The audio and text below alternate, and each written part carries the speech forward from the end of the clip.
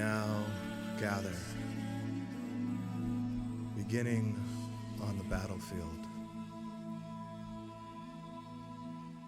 where much of our lives tend to be spent.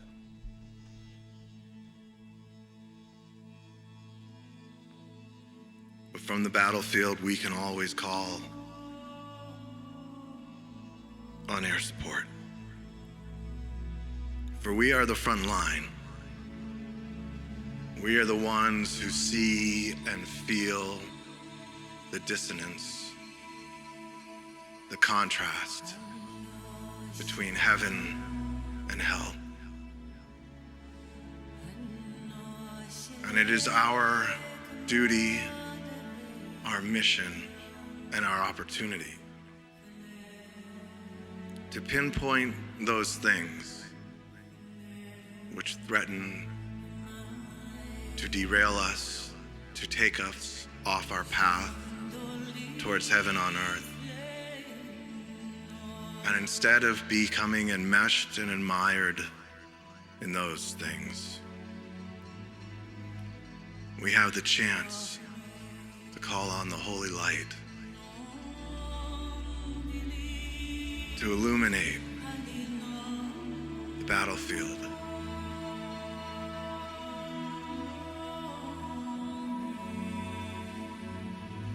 This holy light is our air support, is our tech support. We don't have to fight the demons in our lives. We simply need to call on the light when they arrive, when we are confronted by them. And then we can laugh. So let us call in that great and holy light.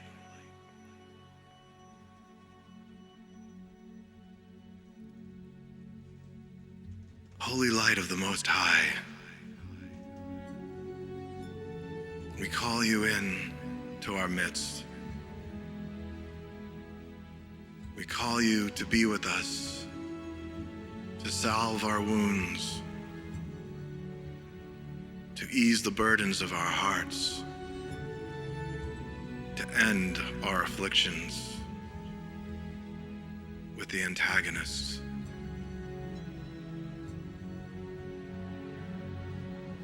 We know there is this great and holy light above us. So let us open our hearts and minds to this great light as it begins to pour down all over us as we feel the edges of heaven approaching from on high and reaching us on the battlefield.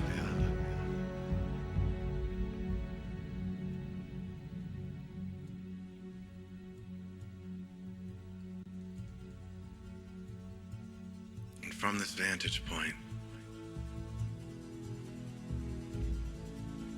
we hear the celebration going on in heaven.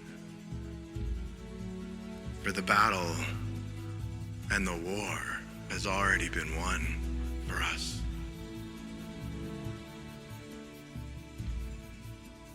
It is simply our choice whether to focus on the destruction, the hurt, the frustration, or to focus on this great and heavenly light, this most excellent party at the end of time.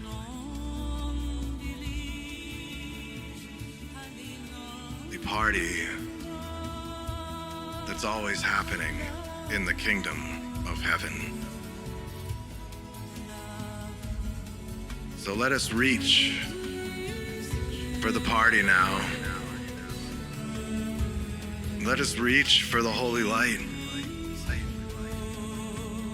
Let us leave behind all the struggles and the turmoil on the battlefield and step into heaven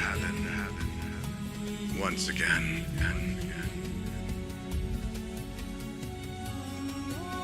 We are one united family of light,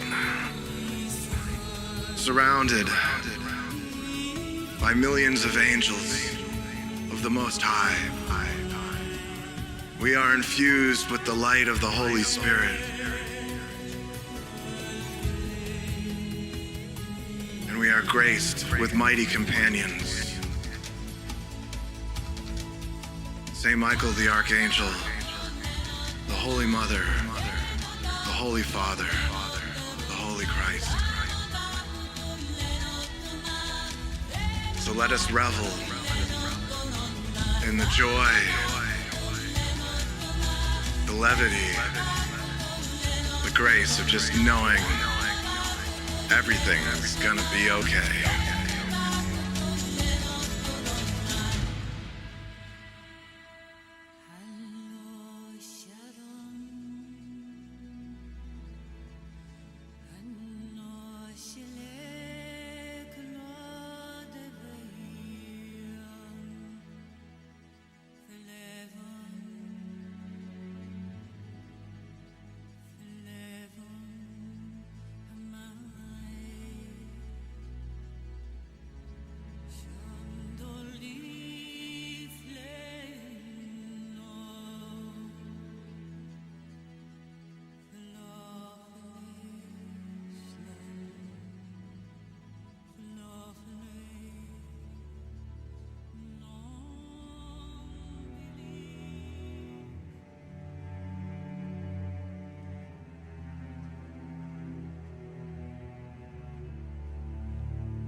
Now,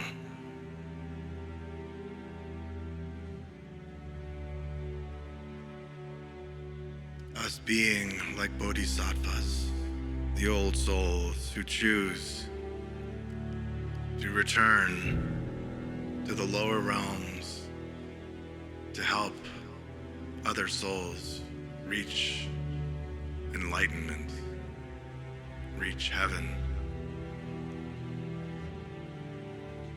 We cannot help ourselves but in this lifetime to keep journeying back to where the struggle is, where the hurt is, where the need appears to be. But when we do this, we must remember to always hold strong to the light. So let us do that now. That great and holy crown of light that dances just above your head is always there for you. This ring of light becomes a spiral up to the Most High as you invite it to. For it is the gateway to the kingdom of heaven. And this gateway is yours to call upon in every moment, at every turn. So let us call on this gateway to heaven, this great and holy spiral of light, this cord of light that reaches all the way to the heart of our Creator. Let us allow the great and holy light that we are to be reawakened through this invitation, through this gateway. And the light is with us now. And we are sanctified, and we are filled with its humor and its grace. And our hearts now reach out to one another in this great family of light. We are anchoring the holy light, the light of heaven, into the earth. Let us anchor it now. Let us beam this great light from above the tops of our heads, down our spines, through our feet, down into the earth, and burrow into the core to anchor the great and holy light of heaven on earth. Let us do this now. And St. Michael is with us, and he takes his blazing sword of light and he shoves it deep into the earth, and the earth trembles and quakes in this great light and is transubstantiated in this light, and we with it. And the light has come, and the light is with us now. And we are surrounded by these great and mighty companions of light. And these mighty companions reveal to us the beauty and grace of each other. And we see each other as innocent, as sinless. Any misgivings, any hurt feelings, any miscommunications are tossed away. For now we see nothing but beauty in our brothers and sisters, nothing but innocence, nothing but immaculate love and light of our Creator. And so we are filled with tremendous gratitude for one another, knowing that we joined each other on the great battlefields of earth, where the antagonist plays, where afflictions run wild. And yet, despite all of the antagonism, all of the struggles, all of the issues, we found one another, and we found love once again.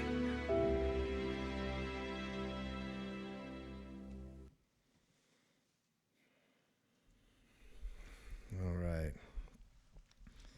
So we had great fun with our format, where it was more of a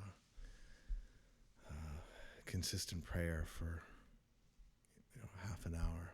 But today we feel a little bit called to have a dialogue, have some conversation. So we'll probably just, over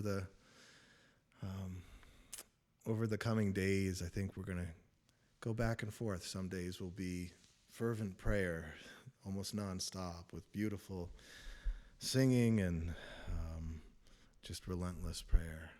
And then other days we'll have some conversation. We'll talk, we'll dialogue, we'll dig into the deeper truths that sometimes our intellects need to understand to feel safe in continuing on, to not be discouraged by the antagonism that we face, especially as we do this work, where there definitely seems to be an antagonistic effort to slow us down and stop us. And technology is one of the avenues. So today we had our hands full with the tech, but we're still here. We're still here. And Chelsea probably can't even unmute herself, or maybe she can. Let's see where she's at. I switched my audio input. Can you hear me? I can hear you. I can hear you great. And I'm making the various versions of you co-host as we speak. And I gotta make like John co-host and Michelle co-host and Phil co-host. Anyway, okay, but while I'm co-hosting everyone, I'm just gonna make some announcements. We're moving. We got double Chelsea. Maybe mute yourself, Chelsea, and just unmute one of you. While we're moving on Sunday from 7 p.m. New York time to 8 p.m. New York time. So we're moving 1 hour later. This seems to serve our California brothers and sisters who have to be at work at least till 5. Now you have a chance of joining us. And it just seems to be the graceful move. So Sunday, we start 1 hour later. Hopefully you've seen the announcements in YouTube and what have you, but we just wanted you to catch that just in case you don't catch the whole service. So again, 8 p.m. New York time, starting Sunday, and we're going to stay there, and unless something changes, we'll let you know. But at least you got a few days' notice. All right, Chelsea, how's your audio? You able to at least unmute one of you? Yeah. All right. Yeah. All right. Cool. All right. Chelsea's got a beautiful backdrop of. When you Of speak, I'll see it. Oh, it's beautiful. Yeah, it's like I a love that. Tree of mythic life or something. tree of life, exactly. Yeah. L'chaim. It reminds me of the one in Avatar. It's got Right? that light. Ewa. Yeah. Very cool. Very cool. I love Ewa. So, so what the topic that was thrust on us today is how to take a licking and keep on ticking. There is something that seems pervasive in, let's say, the law of attraction movement that I have succumbed to in the past, which is the idea that when things get difficult, I must be off course. And I think I lost, I was about to say a number of years, and St. Michael's in my ear saying it's double that. I've lost about 15 years to that belief that when things got difficult, such as technology not working for me, then it wasn't meant to be. I must be off course, and so 15 years ago, I could have started this. St. Michael's telling me 20. All right, I'm listening, bro. And every time the going got tough, I went and got a job, went and did something different. I got diverted. I allowed the antagonist to divert me. And it looks like I have some new tech with me. Wait, I can't read Phil's comment, but I'll try to read it in a minute. Yeah. So what did I learn? What did 2 decades of my life that cost me? 2 decades of my life. What did that teach me? Well, I guess what I've learned recently. As soon as St. Michael kind of said, enough's enough, he came and appeared to me, grabbed me by the scruff and said, all right, buddy, you got work to do. You've wasted enough time. I'm going to train you up. and so what would you think? What would you think an archangel of the Most High, heroic protector of the kingdom of heaven, would do with you in a situation like mine? I would think, being all about love and light, oh, an angel of the Most High, we're going to have these wonderful communion experiences. He's going to show me the way, take me to heaven. Like if someone said to me, literally, you are going to get visited by the top archangel and he's going to show you things. He's going to teach you things. What's the experience you would think you're going to have? Oh, it's going to be amazing grace. It's going to be amazing grace. I'm going to be filled with love and light. And it's just going to be this joyous skipping through the fields of lavender with butterflies around and the sunshine and rainbows. This is how angels roll, right? Oh, not at all. St. Michael's like, we got to toughen you up, bro. Every time you hit some adversity in your ministry, you crumble, you go scattering like a cockroach looking for cover, looking for the easy way. So what St. Michael did with me is he'd be like, all right, first time around, it was a harrowing experience. I have recordings of me whimpering, laughing like this and then whimpering, going, oh no, ouch, ouch, and then laughing, and then, ow, this is not good. Which culminated in the most beatific, wonderful experience of my creator that I probably ever had, at least up to that point. at least in this life. um, so it did resolve itself into something really beautiful and good and redemptive. But so I took a little break from revisiting St. Michael for a while. It might have been a month or two. I was like, I don't know if I'm going back there. But when I finally did, St. Michael's, oh, good, you're back. All right, let's get to work. We're going to go to the depths of frustration, despair, antagonism for you. We're going to go down deep. We're going to go face all that stuff. And I was very distraught with all that. And then we're in the midst of that distraught, like really like, you just, I don't even know how to describe it. You're just like so afflicted. Then St. Michael would go, what are you going to do about this now? What are you going to do? Now, this is, mind you, this is a journey, right? And I am a captain of many journeys. So I was like, oh, what am I going to do with this? I'm going to go to heaven. He's like, all right. And I'd shoot off to heaven. And it'd take me like a little while to get there, usually 15, 20 minutes to like find my way back to heaven. And then I'm in heaven, exalted. The sunshine and rainbows are there. It's all wonderful. And then St. Michael will be like, cool. Now let's go back to the affliction.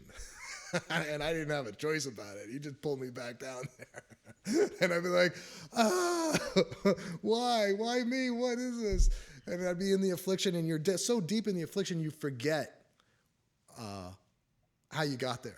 You forget that you were just in heaven 20 minutes earlier. Like that's the affliction. It afflicts your mind. It afflicts your senses. You just get lost in it very easily. And then I'd be deep in that affliction, and I'd be like forgotten there. And who knows how long you spend down in those depths? It reminds me of that thing in Inception, the movie, where they go down like 5 layers deep into the dream, and every layer is like time is 10 times longer. So a second at the top layer is like 12 seconds at the second layer, but like each time it's magnified by 12 or something like that. So by the time you get to the bottom layer of the dream and Inceptions, like the 5th layer, it's like you could spend an eternity down there, and it's only like a couple minutes up on the sort of top layer. So that, I think, is very much like when we go into the depths of our unconscious. You can spend quite a while down there, especially if you're on a journey and there's time dilation on these journeys, right? So and then at some point, the still small voice in me would be like, dude, you want to stay here? And I'd be like, right, no, I don't want to be here. Heaven, let's go to heaven. And that would be, and so I must have done that hundreds of times, St. Michael says. And after a few journeys with St. Michael, I started to get the idea of like, oh, okay, this is what we do on these journeys. You basically find everything that afflicts me, everything that like is harrowing and difficult for me. You put my nose in it, you put my face in it, you put my consciousness in it, you hold me underwater, and then you say, okay, now go find home, go find heaven. And that's what the training was. Like, that's what I realized. Oh, this is the training. The training is, can you bounce back? How resilient are you? How much, when you are afflicted with all of those shadowy, difficult, disturbing, antagonistic things, how much can you just not get hooked into all that, not get stuck in that, not get enmeshed in that, but just go back up to heaven. Chelsea, jump in. Well, I'm really appreciating just hearing this aspect of your story, and it makes such sense. Meanwhile, I feel like I had the other flip side where I came in just kind of like into life like, yay, it's all going to be wonderful and good. And I would find that I'd struggle on things.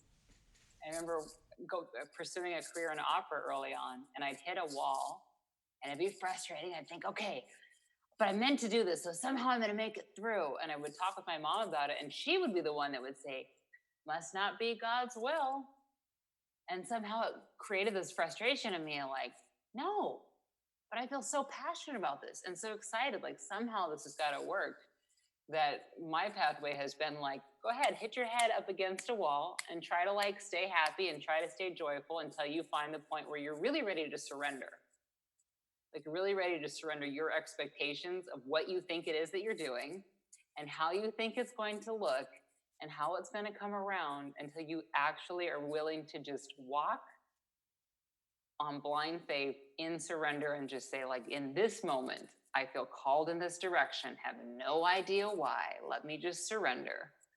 Because, yeah, otherwise, it's interesting. There's like a similarity and also kind of a opposite polarity of internally, I would just kind of go to the happy place as I was hitting my head against the fucking wall. Excuse my language. It is a fucking wall. So that brings up a good point. And with any goals that are less than the kingdom of heaven, we can be overly attached to particular forms, particular, expressions of those goals. And so, now, so where I'm going to go with this is, okay, what St. Michael wants me to say about this is the way to success is to stay clear on the goal, but to not get attached to methods of getting there. And because that you need to be flexible in this life. You need to be able to pivot. You need to be able to stick and move. However, the goal is heaven. Now, if the goal is clearly in your mind, heaven, you're all set. You're going to get there. Your experience when you get there is going to be heavenly. If the goal is something less than heaven, that's where you've already gotten sucked into being addicted to a particular method. Because who really wants anything unless they think it's going to bring them ultimate joy, love, whatever? So being an opera singer, or for me, being a rock star, like those things like represented sub goals, which are really just methods to get to heaven. Like we think like that would be a heavenly experience to have that So position. can you speak actually more to this piece? Because I think this is something that tripped me up for a long time. And I see that it's something that seems to trip a lot of people up, is like how actually to set that goal of heaven. Because if we think of heaven as a place or a time in our lives when we've achieved the things that we think are going to make us feel good, we've missed the point. And, I seem to be experiencing I experience heaven now as a state of being. Right on. Which is always accessible and available. So can you talk kind of about that journey from like when we make heaven about being the rock star or being the opera diva, and starting to like actually get that the goal is the state of being and whatever that is? Right. And so and I think there's various goals of heaven, and I'm really, wow, you're really on me today, bro. So St. Michael is saying heaven, he's saying to me, dude, you have no problem going to heaven. You have no problem with that. Your job here is to help others get there. So the goal of heaven for me is to help people experience that heaven as often and as deeply as possible. And so that's a greater goal of heaven, because heaven isn't complete without all of us there. So would another way to say that be, instead of going to heaven, to bring the frequency of heaven here where it's accessible to people, as in like, instead of us kind of like shooting up and over there into like, great, I'm just going to take my awareness into heaven. While that look on your face makes me think like, tech support. Shit may crash. I don't know what to do about it. Let's see how bad it is. Okay. right, like even in this moment, It's Yeah. like instead of running away from this moment to go to the thing that we know will take us to the heavenly feeling, actually bringing heaven into this moment that is the most challenging, as you're doing, like with Yeah, yeah. maintaining the levity. Yeah, yeah. I'm down with the levity. I think what we're gonna do is we're gonna kill the. We might be able to get away with it. I'll keep my eye on this thing. So I like that idea, and I'm tempted to do it too. You'll hear in a lot of my prayers, I will say, bringing the light in, anchoring heaven on earth, all of that, like, right, bringing heaven down. Now.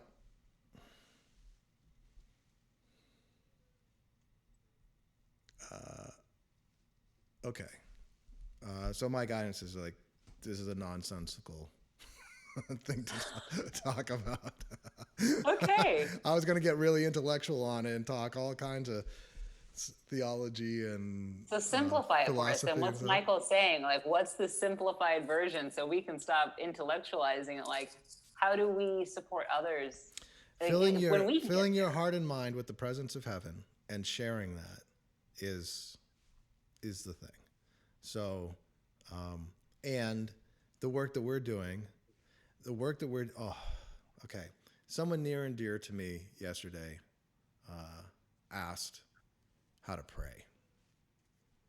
And what I didn't realize at the time was why. But I was surprised. I was, what? You want me to tell you how to pray? Okay. And I gave this person a couple of our more recent. I was like, "Yeah, you want to know how to pray here?" And I texted them a couple of our prayer services. I didn't even expect them to watch these things. Like, I just kind of thought that they were like, kind of just like, kind of curious about it. Maybe I'll just say it because I know to like rev you up or whatever, But anyway, next day I found out. I get these texts going. Those help so much. Not only did I listen to the two you sent me, I listened to a whole nother one. I was so afflicted with the darkness. I had heard about these awful things going on in the world. I think it's in the vein of child sex trafficking or something horrible like that. And this is the person talking to me, and they basically went deep into like what the hell is going on. Like, it blew their mind that this was even possible. But then, like, they wanted to know if it was true, to know how they could help, like all that stuff. And they had a very similar experience to what I had. A few years ago, I got it in my mind to confront, to basically throw all the power I have on viral videos and whatever, to start a move, to basically facilitate a greater movement against human trafficking. And I spent maybe 6 months working on it. And one of the things I found was the people who were really involved in the effort to stop human trafficking had some of the most demonic, like, what the fuck kind of things going on with them. Like, they themselves, like, were possessed by tremendous aggression and afflictions and spite. And I was just like, guys, are we not the good guys here? Like, what is going on? Like, it just like was blowing my mind. And these are people who on the surface seem like really good people. And I would even say on their substance of their souls, like good people, good souls, right? Who really want to help. But then just over years of being involved in this very heavy situation, they became afflicted with the antagonist. They became afflicted with the demons that were living in this underworld of human trafficking. And I after 6 months in it, I was like, this entire community of the helpers, the good guys, is so toxic. Like, I don't think I want to spend any more time in this cause. I kind of sensed what was happening. I was like, they're being infected with the toxicity and the afflictions of the underworld that is driving this whole thing. And this is like the devil's den. Anyway, so this person who asked for the prayers last night apparently had been sort of delving into what was going on in this underworld and was getting sucked into it, like and from a place of caring and wanting to understand and wanting to help, but also just like the antagonists or afflictions or whatever, the demons in this realm are trying to pull people into the dark depths while people are just focusing on it. We're just looking. You're just like trying to figure out how to put their light on it. So anyway, the prayers that I sent this person really helped, like really, really helped. And that warmed my heart so much. They came back and said, not only did I do 2 of them, I did 3 of them. And I'm like, in one night? So like, that's, you know how long we go. I mean, that's like at least 3 hours of like. At least, yeah. But they were saying because they felt so afflicted. They felt so like it had got to them so much that they needed that. And then they finally got the light and it was like, oh my God, it just felt, it's the first time I could breathe easy in weeks. I've been, riddled with anxiety and torment and sleep paralysis and all of these things. And it's just like, oh, you poor soul. But if that's just one person who like really took just a internet curiosity into like what the hell's going on, imagine all the people who are really trying to, rolling up their sleeves and trying to stop some of this horror. Well, you spoke early on in this conversation to the whole law of attraction, right? And how from that way you kind of had come to a way of saying like, oh, I'll just go up to heaven and focus on the positive thing. But to the same point, that same principle applied in the reverse is when we are focusing on the antagonism that surrounds us or on the things that are challenging, even focusing on it from the standpoint of I want to change this or I want to see this improve. We start to attract that to us because it becomes our focus. And it's like if you look into a kaleidoscope and you turn that kaleidoscope towards, something dingy, the whole kaleidoscope field is going to fill up with little fractals of that same image. Right. And you want to bring in more light, you just have to actually turn the lens in the direction of the light. Right on. And it's almost like, you want to go help out in that effort. It's almost like, okay, you're sinking down into the depths, but you want to keep your eyes on the light in some way, So it's like you can, your body, your being, you can be down, like we can be down in the depths, and whether it's like just sort of regular old human life on Earth, which has its own share of sorrow and depression and despair, or like really like the depths of hell on Earth, which is way worse. Wherever you find yourself, like you're still like, this is probably like where the spectrum of feeling on Earth, and then there's all of heaven way up there. So like we can, I feel like the lesson here is that if you're gonna do the hard work of bringing light to the world, of healing the world, you got to really stay connected to the light. You got to make that number one priority. Keep that lifeline strong, active, open, that gateway, that heavenly light that we call you. You just gotta do it. And I feel like for everybody who's tuning into this right now, You are some of the greatest light workers, and you will be called into places where there is great despair and great need for the light. And the only way that you're going to be able to do this work without getting sucked in and losing yourself in sort of the pits of hell, or maybe the upper levels of despair, is to really every day cleanse yourself in the light. Every day, call in the light with us. Just keep coming back. Like, this is like the lesson from St. Michael was not like, here's hell, how long can you stay down there?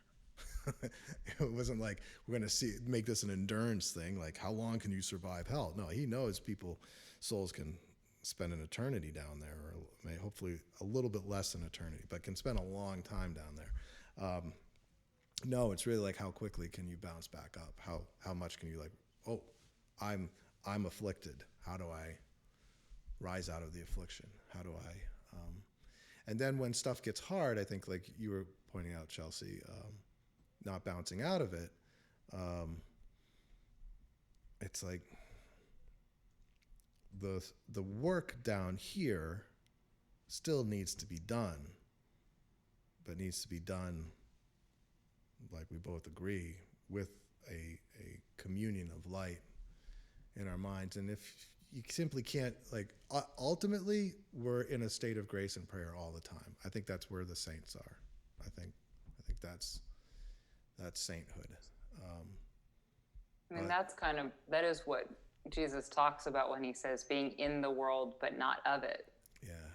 It's like to be here with our feet on the ground, aware and present to everything that's happening, but we also hold this higher awareness, this heavenly perspective, which is not coming from our own strength or our own intellect, but rather, you've spoken many times about Mother Teresa, who said, like, it's God's love moving through me I'm so filling up with God's love. I couldn't give this kind of love just from myself. So it's like having our feet on the ground and allowing that love to move through us. Right. I'm not laughing at what Chelsea said. I'm laughing that I will often mute myself and forget that I've muted myself. So I'm saying right. Yes. And I think to expand on that message that you just gave us, Jesus says to be in this world but not of it. I mean, you also look at the life of Christ. The dude wasn't like afraid of difficult things. He wasn't like, this crucifixion seems really out of the flow for me.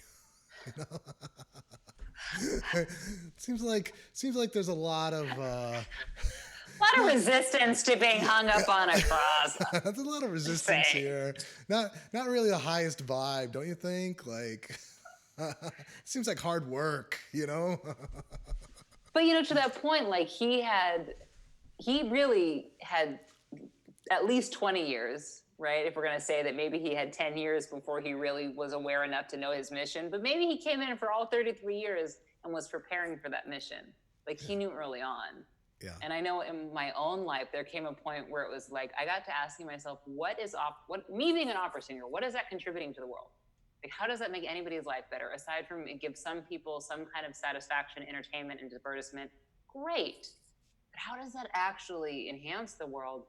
And it sent me on like this real like soul journey. And eventually I got to this point where I was like, that's it. Like nothing matters more than me figuring out how I'm meant to be in service in this world. And I had this vision of just being like a representative of, I felt it at the time like Mother Earth, but of the Blessed Mother, and like literally just walking into the most dangerous places where people are afraid to go and just walking in love, because something in me said, like, if you get there, like if you actually can show up in those places and just be love, everything shifts. And then people will watch that you've gone there and that you didn't get gobbled up by the goblins, and it will break that idea that these places are just, lost causes. And that started with me going to Thailand, like getting rid of everything that I owned, getting rid of my apartment, putting it all down into like one bag. I told my dad, Dad, I'm going to Thailand. I'm going to go travel the world for a year, and I'm going to go to all the most dangerous places, and I'm going to bring love. And I say this to my retired Marine father. As a father, I'd be like, fuck no. I'm like, no, no, no, no. I'm coming with you then. Like, that would be like, if you insist on going, I'd be like, I'm going to be right next to you the whole time.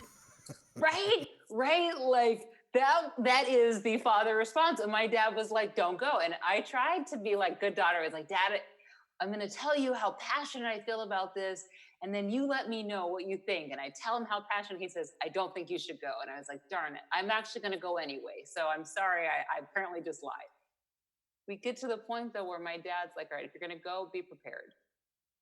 And he went through a whole like training course with me, how to use a pen as a dagger and all these things. I see you watching the tech issues. I love the tech. Bless the tech. So my dad's like, let me at least prepare you, right? And he's like, so I can't stop you. You're my daughter and you're as strong-willed as I am, but let me at least prepare you.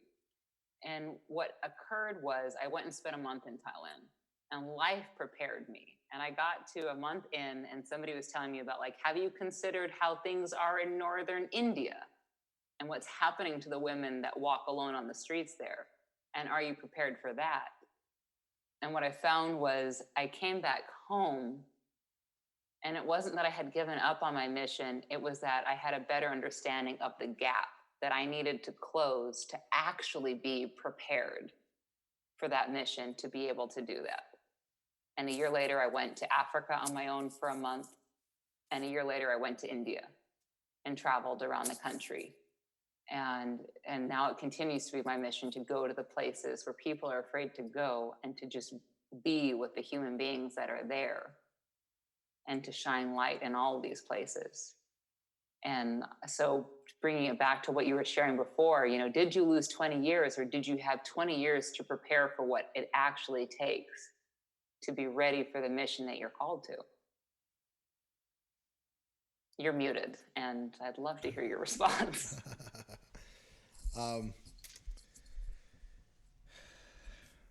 So I think those 20 years were devoted to my son. And so what may have been an awesome, like, let's take a step back about, like, when you talk about feeling called to be an opera singer, and I felt like called to, like, the rock star path.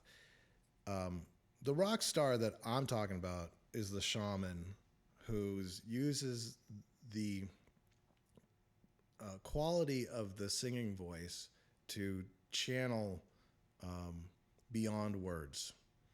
That there is something when one fully expresses themselves through their voice that people can feel things that you can't explain. Like, you can't, it's beyond words. It's the tone of the voice. It's the intonation. There's so much emotion and subtextual stuff that can't be communicated with mere words. And so the shaman, who, modern day shamans, a lot of them are sort of in that singer role. The singer has a whole like greater frequency spectrum and spectrum of communication available to them, so that when they tune into heaven, that heaven can pour through their communication channel in a much broader, more powerful way than if it's just talk. So I don't know if that's the case for you, but I'm going to guess maybe you also were moved at some point by a singer who was channeling the divine, and you go, oh, wow, you can really move people through that modality. And that was, for me, I thought I was going to make movies. I played the piano and I did that, but I did it as a hobby. I thought maybe I'd go into piano bars and stuff like that. So I'd play the piano and sing, but, like, I thought I'd make movies or whatever. And then Ben from Ben and Jerry's, who was a mentor of mine, had just had like some number of bypass. I don't know, it's a triple bypass or a quintuple bypass. But he was kind of resting at his house up in Vermont, and I had just divested my company, which I knew was off course. I was like, this is not, this is just like this business. And I was like, I'm going to go make these beautiful movies that move people's hearts and souls closer to heaven. Like that was, and it wasn't articulated that way, but that's what it was in my heart. And I went up and visited him, and we're hanging out on his porch, and he was like, "Oh yeah, so you like making movies, huh?" And I'm like, "Oh yeah." He's like, "So are you doing that right now?" I'm like, "Yeah, I'm working on this film that's shooting in Boston." And he's like, "So you really enjoying it?" I'm like, "Well, it's a lot of work, but when I have my own script and film, like it's going to be a lot better." He's like, "Oh yeah, let's make a movie." He hands me his handy cam. He's like, "Let's make a movie right now." And I'm like behind the handy cam, and I'm starting to feel really awkward because this dude's like my mentor, and I look up to him, and now I'm like supposed to make a movie on the spot with him, and and he's like, "You having fun?" And I'm like, "No, not really." He's like, "Do you like being behind the camera?" I'm like, "I don't know if I really like being behind the camera." He's like, "You're gonna have to be behind the camera a lot if you're gonna be a movie maker." and he basically like took me from thinking this was heaven, like my heaven was making movies, like I was attached to that particular success. I'm gonna make it. I'm gonna be like the next Steven Spielberg or whoever, whatever. Like that was what I thought the high point of my career would be. That's what I was aimed at. And Ben was like, "Dude, I just had a triple bypass or whatever, and life is too short to be chasing after something that you're not fully, wholeheartedly wanting to do. And sitting behind a camera 90% of your career so you can have like that one moment in the movie theater where it all comes together, it's just not worth it." He made that clear without saying that. Dude's brilliant that way. He actually dragged me through the experience of that. But the other thing is, leaving his house, I was crushed. I had just divested a very successful company so that I could pursue a film career. I had, just enough saved to like kind of go after it. And I thought he was going to partner with me on this like next big like film project, because like we had all done all these crazy things before together. Like that were his projects. I'm like, now it's my project. Come do my project. And he was kind of like, "Dude, you don't even want to do your project." And I was like, what have I done? Like, I was so depressed because that was my big goal. I thought that was my, like, the big brass ring that I was going for. And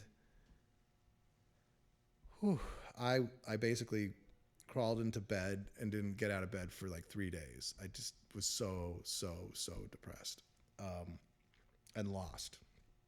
And my wife on the third day drags me out of it. She says, that's it, come with me. And she drags me to a U2 concert. And I know the younger generations don't like U2 so much, but I'm telling you, like, at this concert, it was in Boston in 2001, and it was just a regular concert for a while, and I was kind of like just trying to go with it. And then there was this moment that the Holy Spirit walked through the door. There was this moment where the light was called in. And Bono shifted, and his voice was just channeling the divine. And the whole arena went from a bunch of strangers drinking beers at a concert to we are in the state of prayer right now. We are in that state of grace. And I was like, holy shit, he gets to do this every night. Like, he's calling in the light every night. and I was like, that is what I want to do.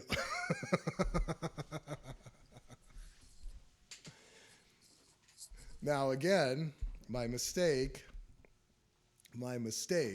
was, oh, so now how do I go become a rock star? Instead of calling in the light every night, like I could have started doing that right then. I was like, oh no, I gotta like learn to sing. I gotta get a band together. I gotta like, start doing gigs. We gotta come up with a name, like all the, how often did I call in the light? Not so much. I was so busy with all the other pieces. I don't know. I don't know if that brings us closer to home. It resonates so much though with me because so my path was, I found it was like it's like what you were saying. Leontine Price and Maria Callas are two opera singers that it was like and they're completely different. One is an amazing actress, and it's like the way she expresses herself, you're just lost in it. And you're moved to tears. And the other one, she could stand perfectly still, and just the power of her voice without her moving a muscle would bring you to tears. And the power of those expressions left an impact on me. But what it took me years to discover is I'm not meant to sing necessarily other people's songs. I'm meant to develop the voice to open it up, to be a channel for the divine to come through in real time.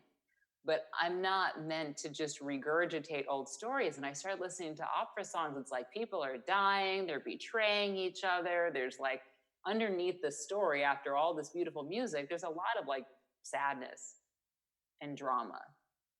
And then I started trying to think, I'll do jazz, or I'll do pop music, or I'll do something else. And it's like, same story. I'm singing somebody else's story that we're all tired of hearing about love, loss, and everything. So for me, it was a journey to like bring together the spirituality and the surrender into my voice and say, like, this is the instrument I have. Let me just open it up and let you bring through whatever you want to bring through. And at first it came through as just like, ah. And then it started to come through as like actual channeling. And then I started to get it. I was like, oh yeah, this is something. Right on. Right on. So, how about we get back to calling in the light? Since that's what we're here for. Let's do it. Right. Can we, in the spirit of your party lights, of this joy and celebration, can we have something that's just joyful? It's just joyful, like as music. Yeah, jubilant. Something jubilant, I'm feeling. Man, there's that song that I tend to say we're like gathering around the fire together. That's the most jubilant I have, I think, immediately available. Oh, I got something. Is Lisa on with us tonight? I don't see Lisa. Is it the song that you guys made together, which I've heard? I like. I mean, yeah, it's just she's been begging me to. So play it. She'll listen to the. She'll listen to the recording, or you'll say, "Shame on you for not being here when we played your song." The one of the reasons I've not done it is because there are certain artists who tend to be highly protective of their intellectual property. Certain dead artists, especially, and so I was quite surprised when one of our videos got taken down because we played a Coldplay song. And this one is John Lennon, and there's a good chance that this video would get taken down if we play it. Though we could experiment and try it, but it could be live for one night only. We don't know, and then and then it's gone. Looking for other jubilant songs. Not jubilant, not jubilant, not jubilant, not jubilant, not jubilant. Man, we might need to reinfuse some Jubilee into our playlist. I think so. I think we need to have more fun. I think so. Yeah, more fun. And to the point, while you're looking for music, I just want to invite our Miracles Course family on Zoom, and also those watching from YouTube, to take a moment to loosen up your body and give yourself the option to, if you do feel moved, maybe get up and dance.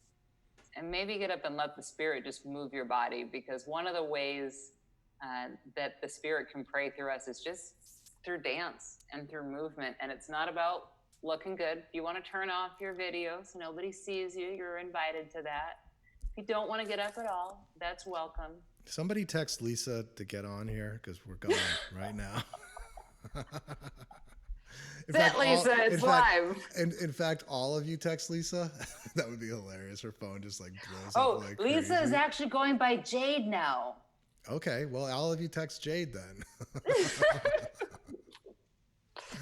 We're gonna say, Jade, Garrett's playing your song now, and we're dancing. Yep. All right, here we go. I'm not waiting though. We're already at 8:00, so we got to do this now. Hopefully she'll catch some part of it. And if Lisa does catch it and starts dancing, whoever definitely spotlight her. Yeah, give her a spotlight. All right, here we go. Feel free to give myself some more room to dance too. Yeah, and feel free to try to contribute, Chelsea. I don't know what's going to go over Zoom, but if you want to. No, I'm just going to dance. To heck with it. Okay. With the Zoom latency, we can't go back. There's no going back. We've had the better. We can't go back. Okay, well, there we go. So this is ironic. Jade just texted me right now. Wow. And and I told her to get on. Yep. All right. Here we go. Maybe. Here we go. Should we do a prayer and then move into that? So we give her a minute? Yeah. John, I didn't even realize you were on. I tried to co-host you earlier, but I couldn't find you. Oh, there we go. All right. Cool. All right, we'll move into the celebration. Let's see what we can do before that.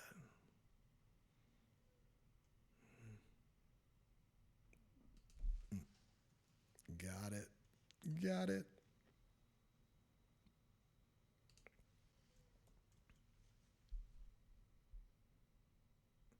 All right, buckle up. Here we go.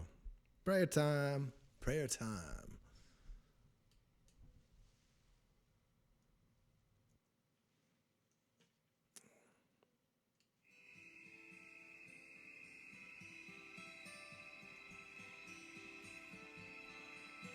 Breathe. Let the light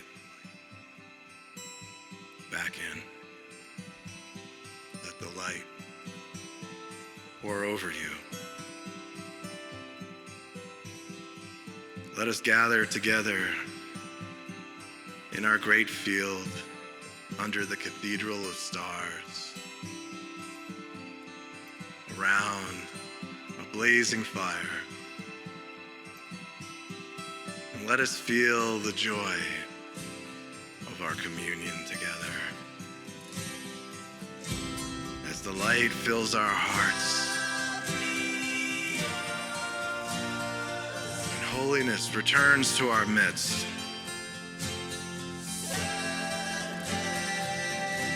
We are a great family of light, and we know one another deeply from many lives of work together.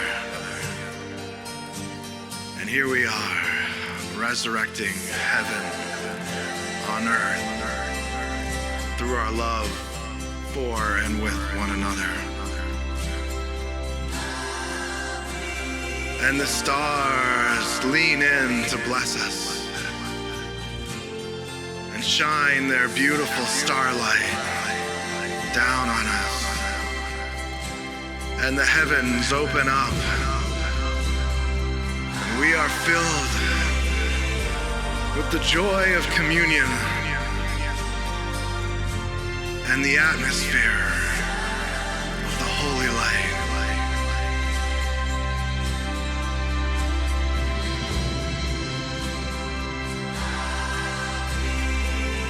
Let us surrender to the love in our hearts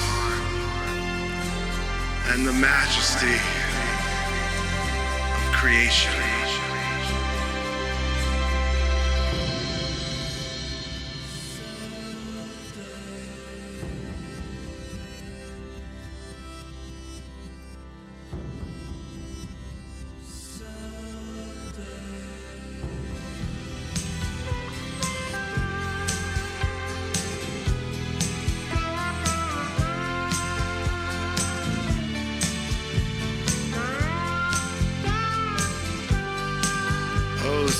sweet love.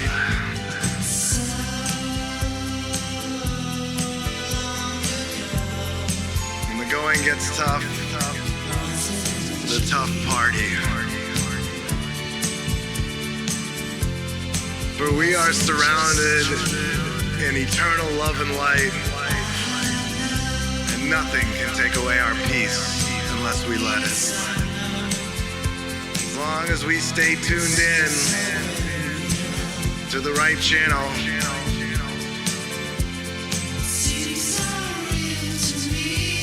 111.11 FM, the channel of light and grace, the channel of the kingdom of heaven.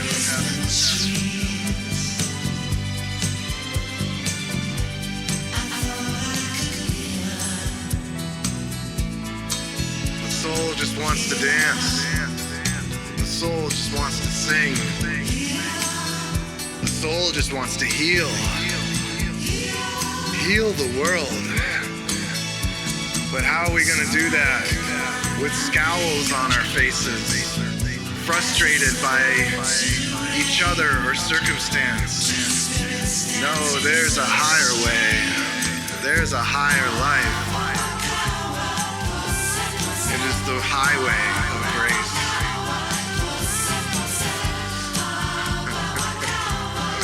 And laughter and joy and play. Heaven is a party. So if you don't have your party dress on or your party boots, it's time to put them on. It's time to have some fun. It's time to take the whole situation a lot less seriously. Because our Creator created a party. That is the kingdom of heaven. That is the holy light. It is just pure fun and joy and singing and laughter and dance. That is where we hail from. And when we're doing it right, that's what we're bringing down to earth. Joy, levity, Holy Communion, grace, grace,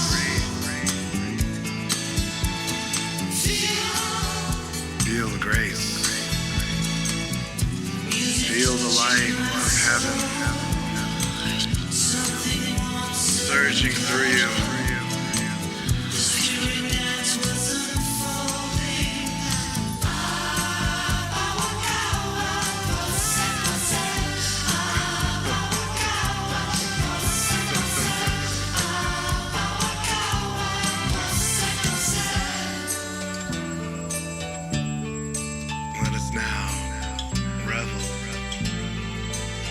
Spirit of heaven.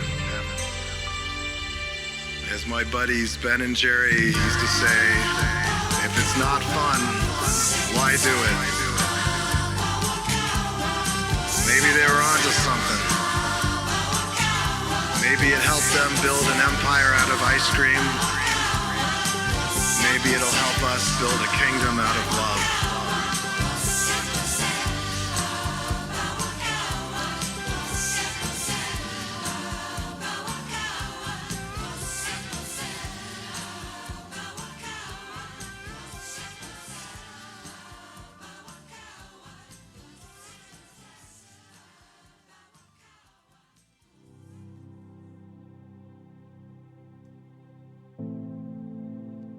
In this beautiful space of levity and light,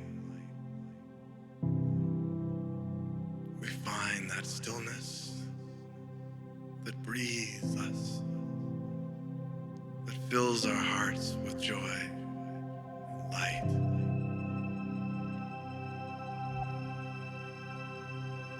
And that light is all that matters. That light is our only mission.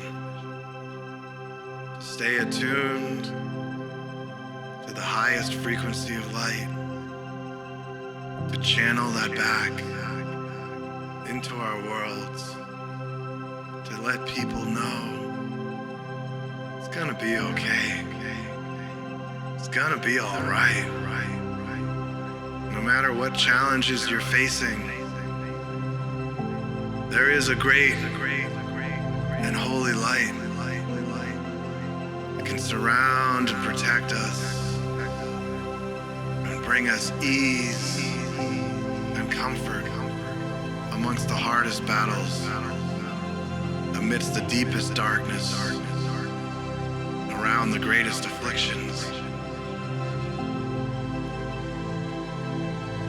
Let us be friends with this light. Let us party with this light. Let us not take life too seriously. Let us not take ourselves too seriously. For there is exquisite joy. There is enthusiasm, which means to be filled with spirit. And the holy light fills us.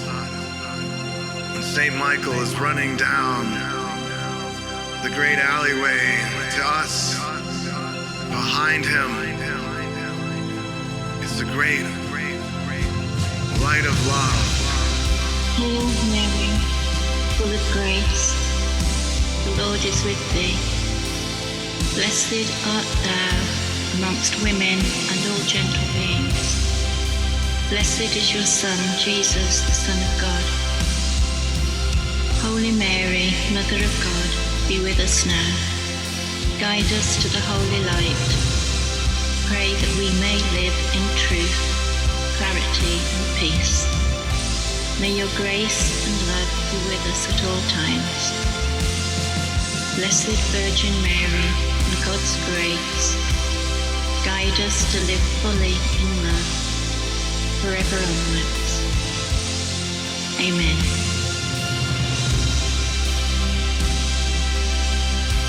Welcome to the party. The Holy Mother is showing us the incredible, overwhelming light and love available to us that we can bring to so many others.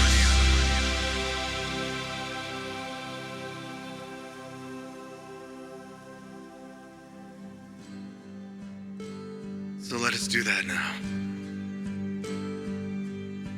For there are so many trapped in a torture, trapped in the hidden hell of human trafficking. Let us now reach out from our heavenly place to them. But first, let us be protected by the Archangel St. Michael and the Holy Mother and the Holy Spirit. Please guide and protect us in this process as we reach out and lift those currently experiencing hell on earth through no fault of their own.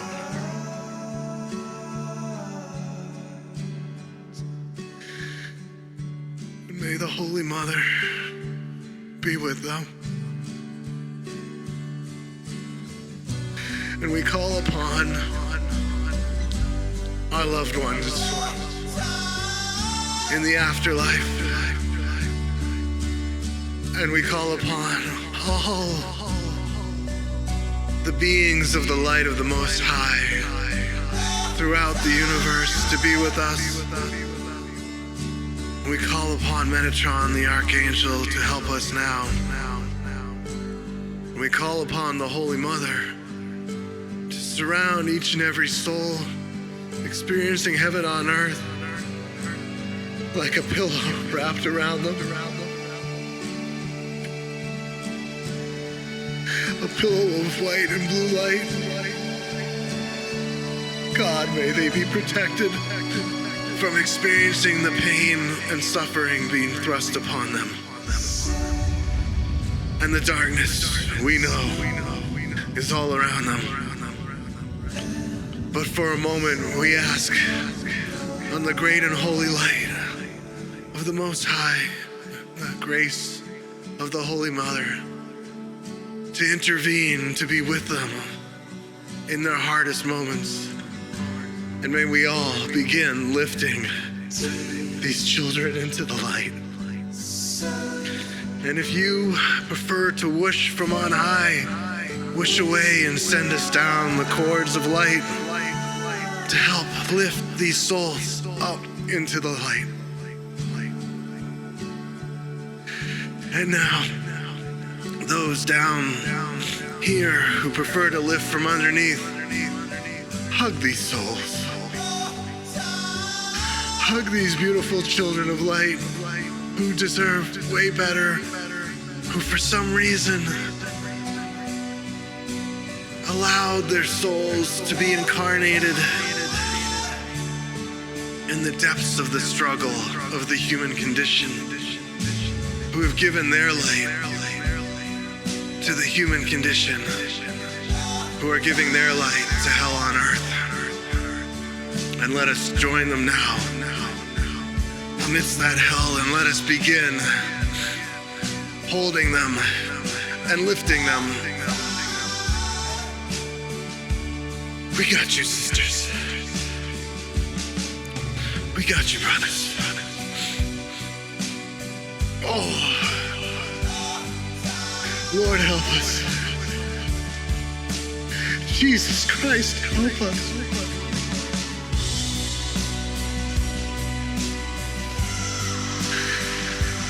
And the angels from on high, and the power of Christ is with us now. And we are lifting up from the dark depths of despair. And the souls are slowly but surely. Oh God, Saint Michael, please use your sword to cut these ties. We're cutting all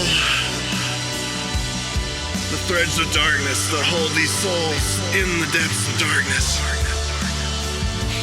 Oh, God, lift us.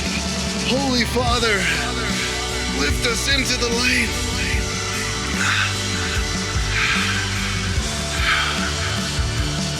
I surrender. I surrender to the holy light. And we lift these souls up into the hands of Christ, even for just an instant.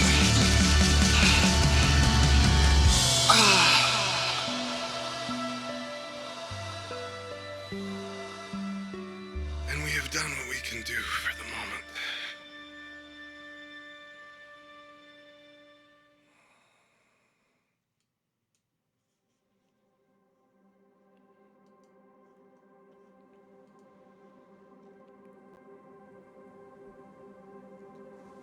Holy host above, I call upon thee as a servant of Christ to sanctify our actions in fulfillment of the will of God.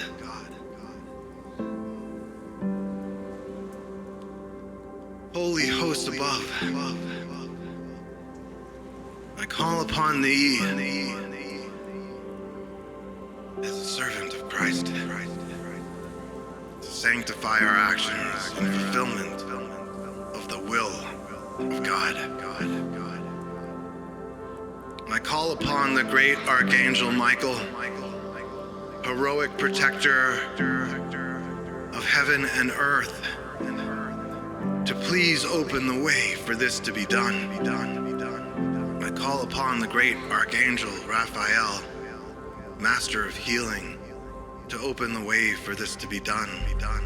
I call upon the great Archangel Gabriel, Master of Holy Communion, to open the way for this to be done. Let the fire of the Holy Spirit now descend, that these beings we try to lift may be reminded of the world beyond the life of this earth. Let the fire of the Holy Spirit now descend, that these beings may be awakened to the world beyond the life of this earth. And let the fire of the Holy Spirit now descend, that we all may be awakened to the world beyond the life of this earth. And infuse us with the power of the Holy Spirit. Lord Jesus Christ, we ask that you receive these children into your arms, that they might find safety from their crisis. Oh Lord Jesus Christ, we ask that you receive these children into your arms, that they might find safety from this crisis.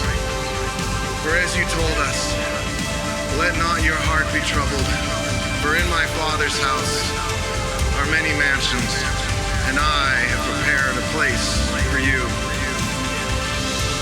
Let not your heart be troubled, for in my Father's house are many mansions, and I have prepared a place for you.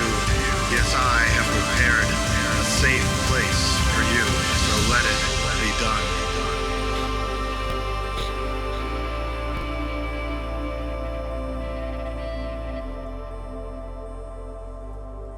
Let us gather up anything that weighs heavy on our hearts,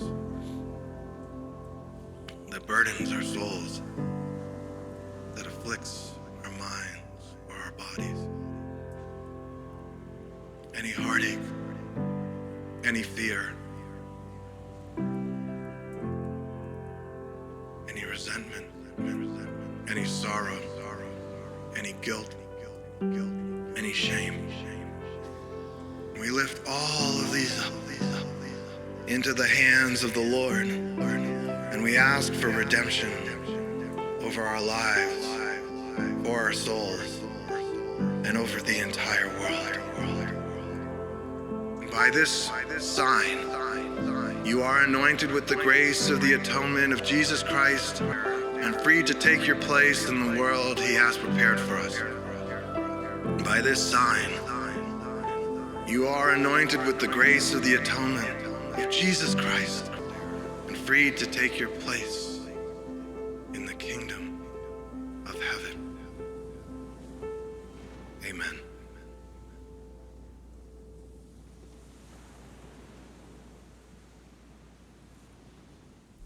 And now we will observe a moment of silence.